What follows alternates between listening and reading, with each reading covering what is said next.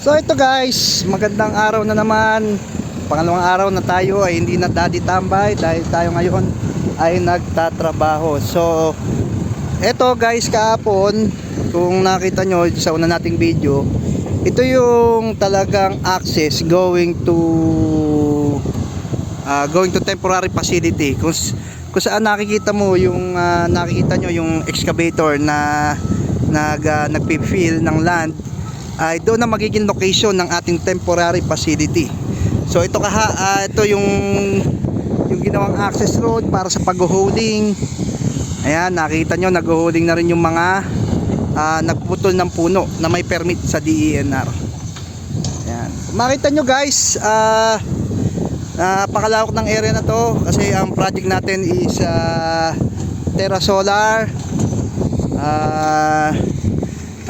the biggest solar farm in the Asia right now. So tingnan nyo po kung gaano kalawak, kung gaano kalaki ang gagamiting land para sa naturang project of the century. Ayan.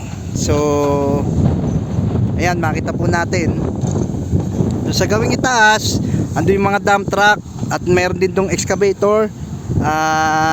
Nag-excavate sila, lagay nila sa truck, then magpi-fill yung truck dun sa mababang part na area na need ipantay sa elevation para maging maayos yung leveling nung ating temporary facility. So yung temporary facility natin, doon mag-o-office ang mga site personnel. Nandiyan ang mga project manager, project engineers, contractors, construction manager. Andyan na rin yung conference area nila. Diyan na rin sila mag-i-stay. Kaya all in one na sila. Ganyan ang mga Chinese. So gusto nila hangga't maaari nandun na sila sa isang area.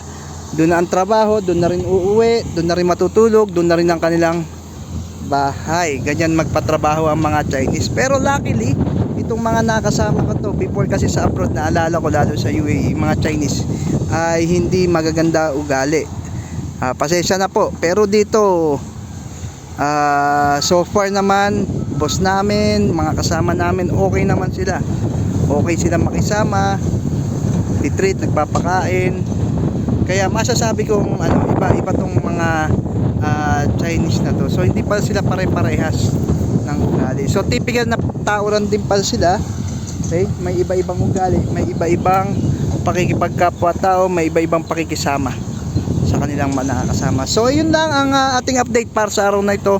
Nakita na natin na maganda na ang progress ng ating trabaho. So sa susunod na video ulit natin, mag-upload ulit tayo ng panibagong update. Salamat po.